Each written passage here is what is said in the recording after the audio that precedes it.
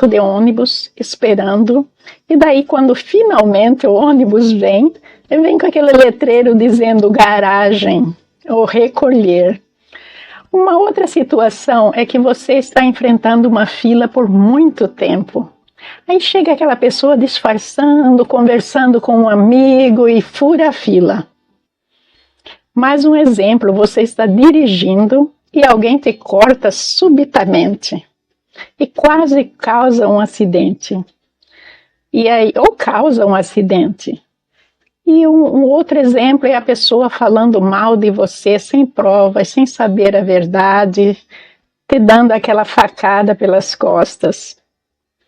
Marido e mulher, ou um ou outro, que sempre reclama, sempre fala que isto não está bom, aquilo não está bom, e é sempre a culpa do outro.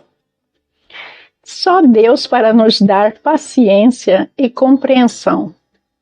Mas existem dois tipos de raiva. Uma raiva que a gente põe culpa nos outros, que é uma raiva injusta, e a raiva justa, que a gente está com raiva porque algo está realmente nos perturbando. Algo está dizendo que a pessoa está fazendo algo errado contra nós. Tiago 1,20 diz, porque a ira do homem não opera a justiça de Deus. Quando com raiva, geralmente nos concentramos em nosso próprio bem-estar. É o nosso eu pessoal que deve estar se sentindo bem, não o bem-estar dos outros, principalmente daquele que está cometendo o erro. A gente não quer saber na hora da raiva. Mas Deus não quer que a gente simplesmente reaja com esses impulsos na hora que isso acontece. Nós devemos responder com sabedoria e ter muito cuidado para não pecar nesses momentos. Efésios 4, 26 e 27 diz, irai-vos e não pequeis, não se ponham só sobre a vossa ira, não deis lugar ao diabo. Muitas vezes a gente erra porque a gente não pensa, mas a gente tem que ter por hábito de quando isso vem para nós, respire fundo, pare um minutinho, pense, conecte com Deus e dê uma resposta positiva. E aí você pode dizer, Senhor, passei na prova, passei com glórias. Então, gente, é simples. Mas o bem não só na palavra, mas em nossos atos. A gente tem que agir de acordo para a gente viver no bem, pisando no solo de Deus. Aí, o autocontrole nos traz felicidades. Porque quando esse momento passa, a gente fala, ufa, graças a Deus, que eu não entrei em briga, não entrei em problema nenhum. E aí vem aquela paz interior, aquela felicidade que só Deus nos proporciona, não é? Salmos 37:8, deixa a ira e abandona o furor. Não te indignes de forma alguma para fazer o mal. Nunca dê o troco para ninguém. Às vezes é melhor você esperar por mais um ônibus vir do que entrar no ônibus errado. Deus sabe o que faz, gente. Então, paciência. O ônibus está recolhendo, tudo bem. A pessoa te cortou, vai em nome de Deus. Deus te abençoe. Porque às vezes deveria ser um acidente, mas nós recebemos só um corte, uma prova, para provar a nossa fé. E o tolo age de cabeça quente e imprudente. Já grita, mostra o dedo, eu já estive lá. Estou falando com autoria. Não é só vocês. É muito difícil da gente se controlar nesses momentos.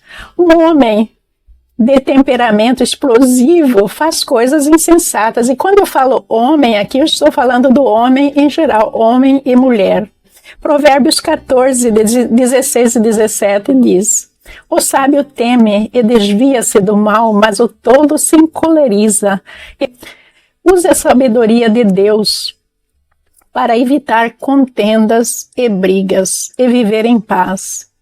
Eu adoro os provérbios, né? Porque a maioria dos provérbios foi escrito por Salomão. Alguns deles dizem que não foram. Então, por que Salomão escrevia esses provérbios? Porque é a maneira de mostrar a arte de se viver bem para o homem. Então, só para encerrar, vamos ver esses dois provérbios. Provérbios 27 e 15. O gotejar contínuo em dia de grande chuva. E a mulher contenciosa, uma e outra são semelhantes. Isso aí, porque nem toda mulher age dessa maneira. Tem a mulher que é paciente, tem a mulher que sabe esperar, tem a mulher que ouve.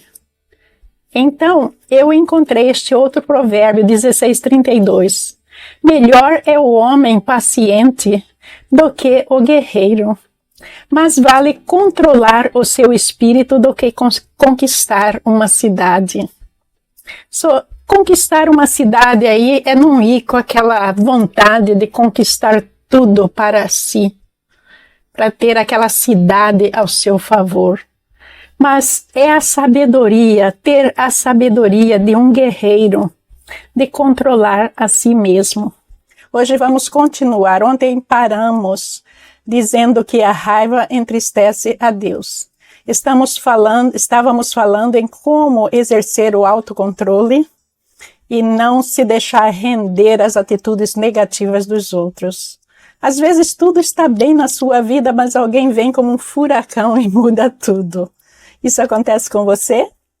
Acontece comigo várias vezes, mas são pequenas provas que a gente tem que passar e tem que falar, graças a Deus, passei por essa prova, não me envolvi com as trevas ou com a negatividade de ninguém.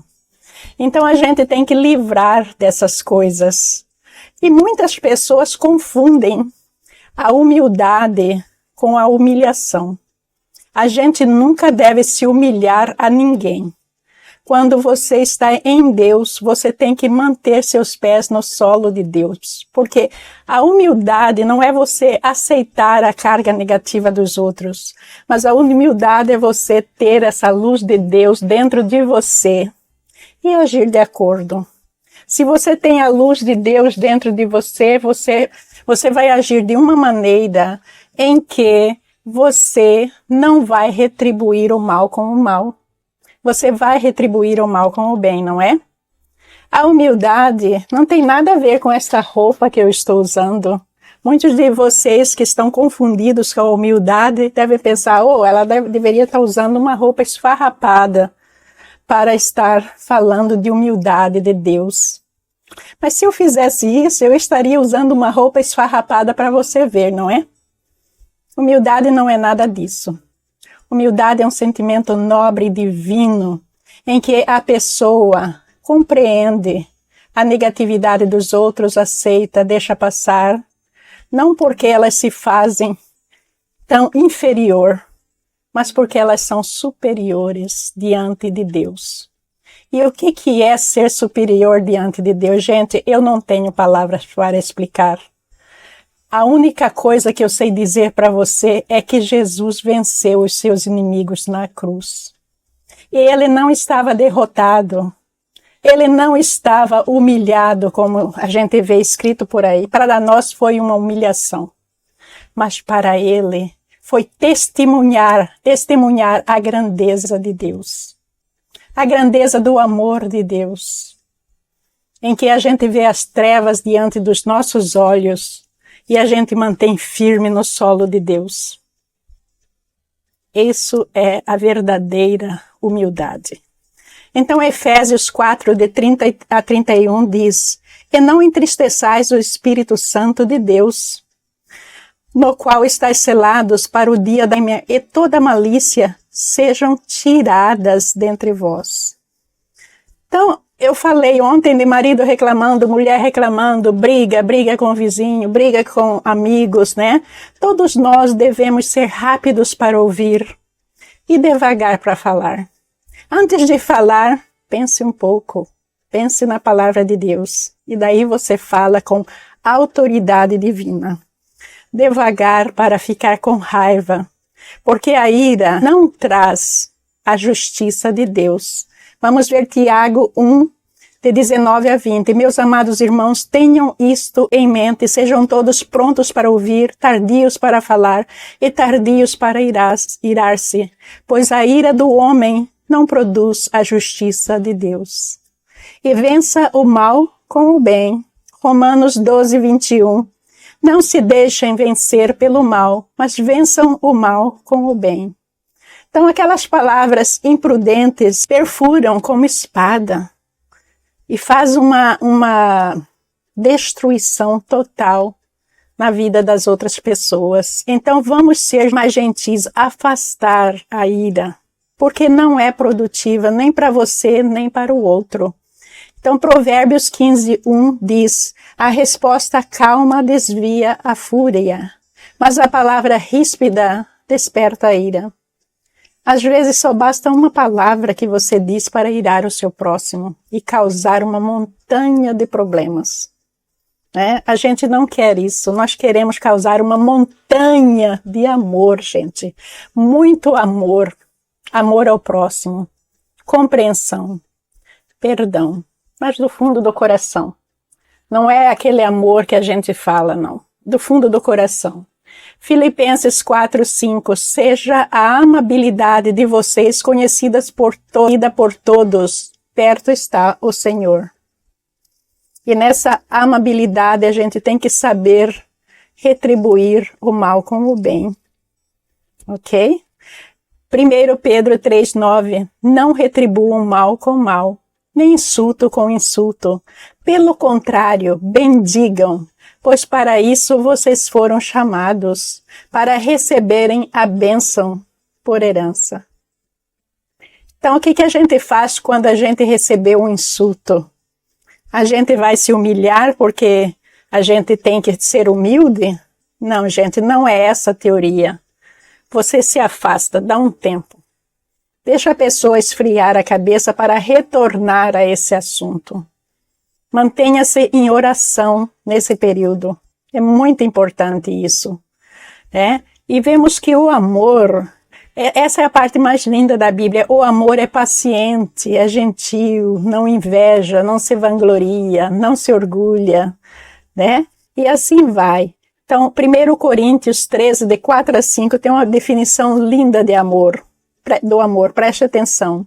O amor é paciente, o amor é bondoso. Não inveja nem se vangloria, não se orgulha. Não maltrata, não procura seus interesses. Não se ira facilmente. Não guarda rancor. O amor não se alegra com a injustiça, mas se alegra com a verdade. Viver na verdade é viver com a sabedoria de Deus. E a sabedoria de Deus não está nesta terra, é Ele que nos acrescenta pouco a pouco. Nesses momentos de prova, quando nós testemunhamos a Deus, Ele vai nos acrescentando o conhecimento, a sabedoria e as bênçãos. Mas veja que essa sintonia com Deus depende da gente manter os pés no solo dele, não é? Porque essas pessoas que dizem eu acredito em Deus, mas está totalmente confundida no que é Deus realmente, elas sofrem demais, gente. Elas sofrem demais porque elas realmente acreditam que estão no solo de Deus, mas não. Que vocês realmente consigam separar o joio do trigo. Muita paz, muitas felicidades, que Jesus ilumine você, para que você nunca se desvie do caminho do bem. E para que você aprenda a amar incondicionalmente, sem esperar nada em troca. Somente amar, ser um doador de amor. Muita paz em Deus. Amém.